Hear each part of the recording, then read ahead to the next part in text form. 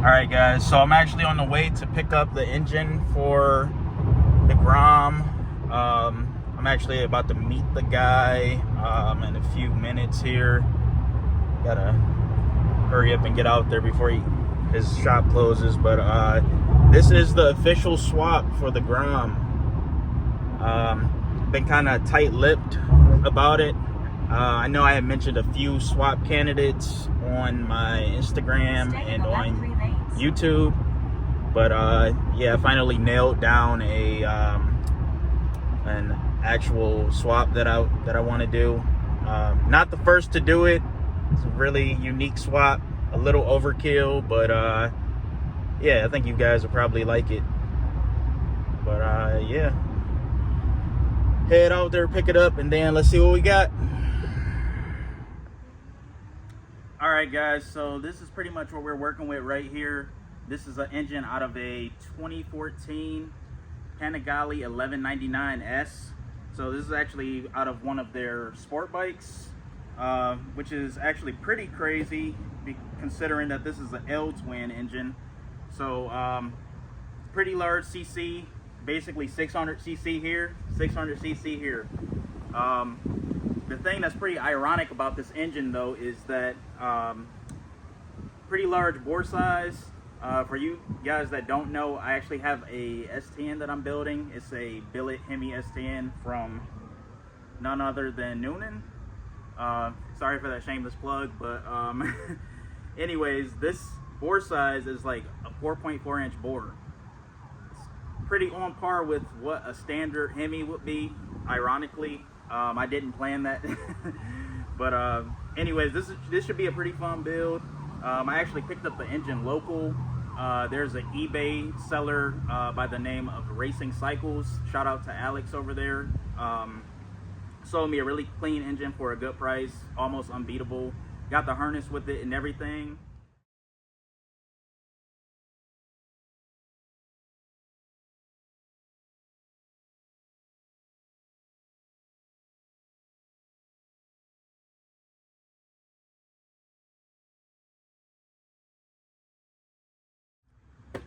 All right, so as you guys know, I'm also a pretty big lover of the Fueltech ECU system. I actually run this setup on my Turbo YZ dirt bike that a lot of you guys know me for, pretty much. So on this build, I'll actually be using the same setup. FT550 once again, and then their wideband O2 Nano.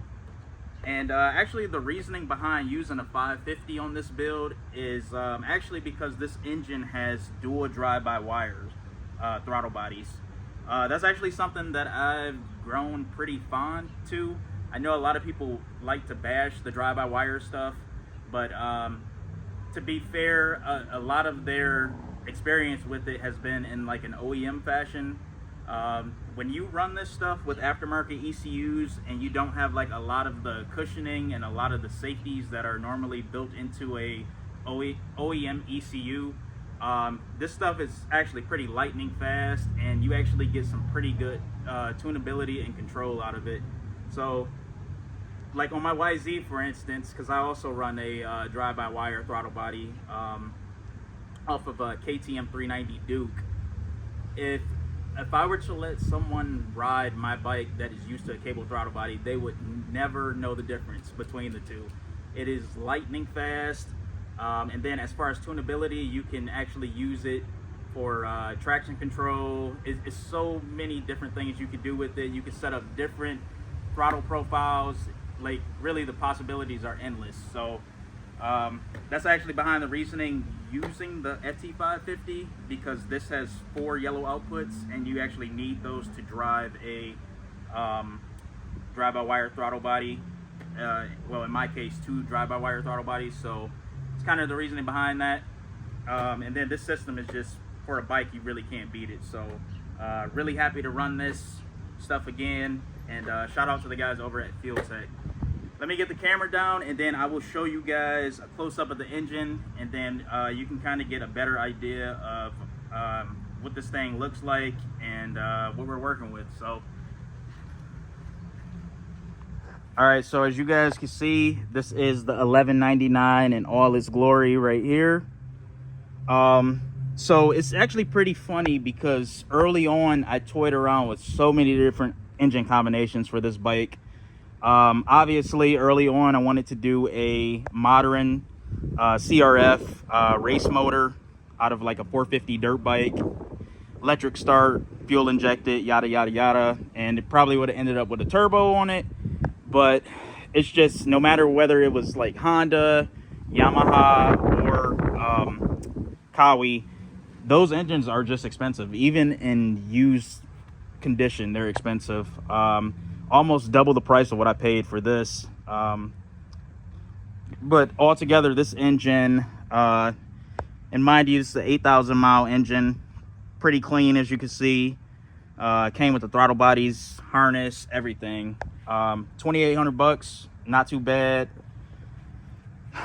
And then this makes, like, forgot what these were rated at, but it makes a lot more than what a your average 450 or 450 turbo does. And it's just, you don't have to bother with turbos. And mind you, I do love my turbos. Like I said, guys, I love my turbos, but I mean, why do it if you don't have to? Yeah, because early on I had actually toyed around with the idea of actually reviving this setup right here. This is a YZ450F motor. Actually, this is the motor that was original to my 2021 YZ when I bought it. This is the one that I actually put a hole in the case. This is the V1 turbo setup, EcoBoost turbo. But I had thought about reviving this setup and potentially throwing it in the Grom, because I do have quite a few used parts from my first setup off of this, and I could probably cobble something together if I really wanted to. And then, like, you can see this case right here, that's definitely something that's repairable. It's a little bit of damage on the inside, but it's nothing that a Dremel and a TIG welder can't fix. But yeah, so I'm actually pretty happy with my decision doing the Panigale motor. I know I'm not the first to do it. It was actually a guy that finished a build like this on a Gen 2 Grom, but unfortunately the bike burned down, and supposedly he finished the build again, or did the build again, and then he just basically just disappeared off the face of the map. So it kind of left me with blue balls a little bit, because I really wanted to see you know, a setup like that actually drive on the street and perform. Because no matter which way you cut it, this is just like a retarded setup, because I think this thing has like a 15 I don't even think this is a 15-inch wheel. This is like a 12-inch wheel. Yeah, 12-inch. So that was probably a pretty crazy setup, but I just, you know, I wish I could have saw it in action. So definitely not the first to do it, but he spawned the idea in my head, because that's just right up my alley. Actually, if I had a chance to meet the guy, I'd probably buy him a beer, because that's just it's badass. But starting out, I will say that this bike, when it comes apart, definitely doing a custom frame. I'll try to keep it as original as possible, but as you guys know, these Groms, they have a center spine style frame, which really limits the engine possibilities due to the height of the engine. Because as you can see, this is kind of like a vertical configuration, so you'd run into vertical clearance in the Grom frame. Ideally, you would want something like this. Like, you can kind of see how this frame right here is a rib cage design. And if you guys check out the Grom forums, a lot of people that swap I guess like the vertical headed engines into these bikes, dirt bike engines for instance, a lot of them, they'll cut out that center spine and then they'll do like a rib cage tubular design, that's pretty common in the Grom community. So in this build, I actually want to dabble with using DUCATI R8 tubing. I got a couple of buddies that have built road cages out of it and whatnot. It's a pretty good alternative to chromoly. I believe it's a little lighter, a little stronger, and then it also looks cooler because you can polish it up. So it's a bit extra, but it'll be cool to use it on this build. So before I recorded this, just out of impatience, I actually did remove some stuff off of the engine that I would think would pose like a fitment issue on this, especially since I don't really have a lot of vertical space. So if you look over here, how the way this engine comes set up in a stock configuration, they basically have this valley tray that sits underneath the throttle bodies, and you can see like these 4 massive studs right here. So for those that don't know, Ducati actually uses the engine as a structural component of the frame. So the actual like triple tree and front fork assembly, it has like a metal, like a thick aluminum plate like this attached to the front of the frame, and it actually bolts to the top of the engine. So if you really want to be technical, the frame is like a 3-piece design. You have the front end of the frame, you have the engine, which the front end of the frame bolts to on these 4 posts right here, or yeah, right there. And then you have the rear swing arm, and it uses, I actually got this engine backwards, but those are the swing arm bolts right there. And then there's an attachment point right here and here.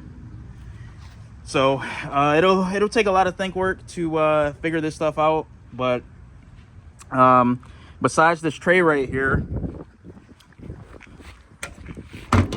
you actually have, a lot of motorcycle people would be familiar with this too, but this has a staged fuel injection system.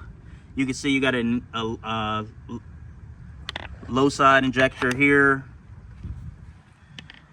low side injector here, and then up top you have these 2 injectors right here. So just because I'm concerned about fitment, I'm already ready to delete this top mount injector system. And once I find out what sizes the injectors are, I basically will compensate it with using a much larger injector on the low side. I know I would probably give up a little bit of power doing that, but yeah, you got to do what you got to do, basically. So this engine does use dual drive-by-wire throttle bodies. I'm an advocate for it. But it's actually pretty nice because the wiring is pretty simple with this setup. Basically, you got 2 motor wires right here, ground and positive, and then you have power, ground, and 2 reference wires for redundancy in this TPS switch right here. So a lot of this stuff I'll actually bench test beforehand. I'll probably have the harness somewhat complete before the frame is even complete on this, because I just, I like knocking this stuff out from the get-go. But having the drive-by-wire definitely does help. You don't gotta, have like a balance bar with a cable system, so that's pretty nice. And then yeah, everything is pretty straightforward. You can see this actually has a 3-phase stator. I don't know how much wattage this thing is making, but I could probably find out. It's just pretty much the standard, swap wiring, coolant sensor. I don't know what this is, maybe a gear position sensor, I'm guessing, because this is mounted on the transmission, or maybe some type of oil temp. I don't know. I'm guessing this is probably a clutch pressure switch, maybe. But you guys can see I do have the harness right here, which will be nice because I don't have to hunt down connectors. And something that I actually found pretty funny on this harness is that because I was about to buy a Fueltech harness. I probably actually will end up still doing that because I want to start with fresh wiring, but this actually has the same connector plugs that my Fueltech uses. This is actually a TE plug right here, waterproof. So a lot of this stuff I won't be using. Really, my main reason for getting the harness is just to salvage it for the connector ends or the pigtails, because other than the engine wiring, I actually will be using a Mo Unit Blue from Moto Gadget on this setup. I actually run one of these on my Yamaha. This thing is actually pretty nice because it has a built-in kill switch, and then you can kind of see how it says high beam, light, brake, horn, turn signal left and right. This is basically just a smart PDM. Really good for when you're doing a clean slate bike build like what I'm doing on here, because it really cleans up the wiring a lot. And then the cool thing about this is that it actually has built-in Bluetooth, so your phone basically becomes your key fob. And they actually do have a redundant method for basically a wireless key or RFID key, so you aren't stranded if your phone dies. But I can basically control my entire YZ450 wirelessly from my phone, and I'll actually show you guys that in a little clip. All right, so just to give you guys an idea of how that MoUnit Blue Moto Gadget PDM works. So basically you have an app on the phone, and if you pay attention to my bar end blinkers, you'll see them pulse when I bring the app online, and that's basically telling you that the bike is online. You can see it here. It probably looks weird on video because it's a LED, but so that's basically telling me that the bike is online. If I disconnect the Bluetooth, then the entire system goes offline and it arms an alarm. And then you can set the sensitivity settings on the alarm right here. I have mine turned off right now because I always accidentally bump into it when I'm in the garage. So you can see you can have a silent alarm, a pre-alarm. You go all the way to like maximum sensitivity. And then as far as controlling the bike through this, so obviously you could ping it, like if you don't know where your bike is, you can kind of see how the lights turn on. Headlight flashes too. And then you have the ability to turn each circuit on individually. Oh, my GoPro is focusing, but let's see, I'll hit the horn. And then I'll turn the lights on, and you'll see the brake light turn on. And then I'll hit the left blinker, hit the right blinker. I could turn the Fueltech on through it.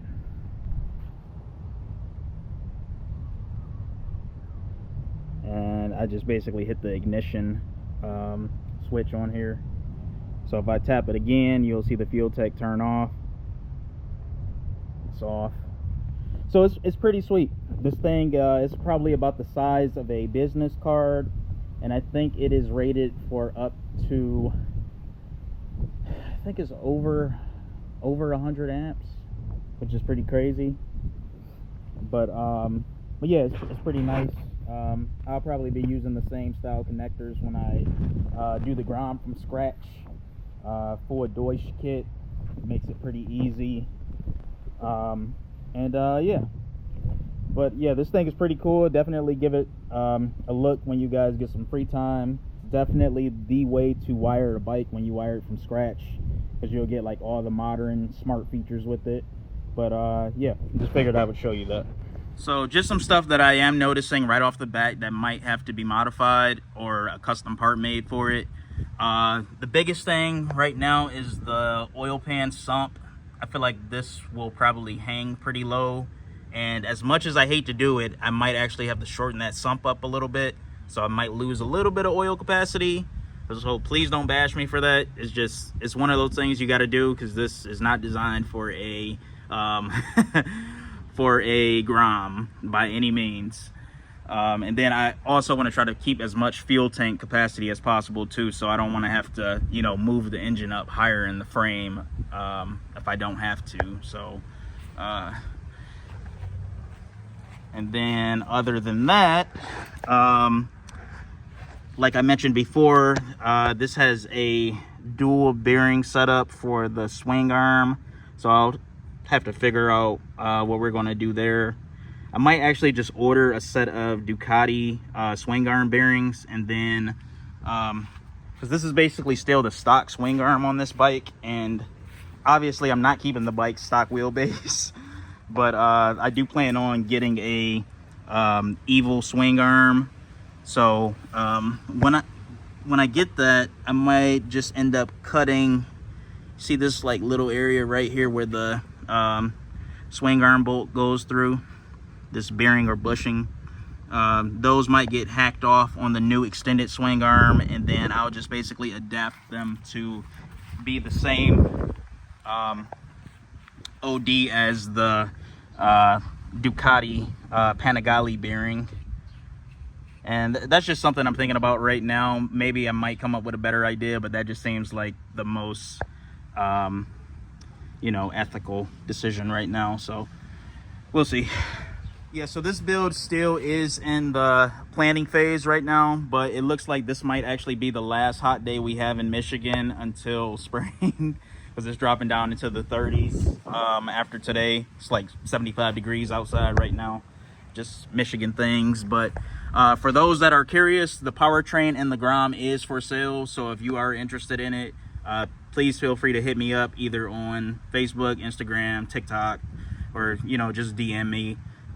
This has less than 1,000 miles on it. I think it's right at like 870, because I did just pick this bike up like, I want to say like 2 months ago, so I really haven't beat on it or anything. And this would be a pretty nice swap for someone, you know, doing like a CR 110 or, you know, something small, go-kart. So engine is for sale, harness is for sale, ECU is for sale. I'll give you a package deal on it, so feel free to hit me up regarding that. But yeah, guys, we're about to have another one in the stable. As you know, I am still actively working on my truck, the billet Hemi truck, twin 110s. That should be a pretty crazy build, street driver truck.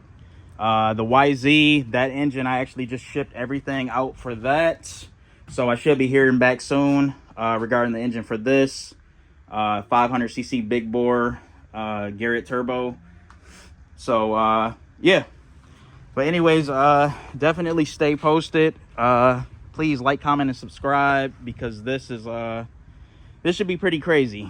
This should be just as fun as the YZ, or if not funner. So yeah, definitely leave a comment below. Please share the video. Please like, comment, and subscribe, and stay posted. Got some merch dropping soon, so definitely stay on the lookout for that.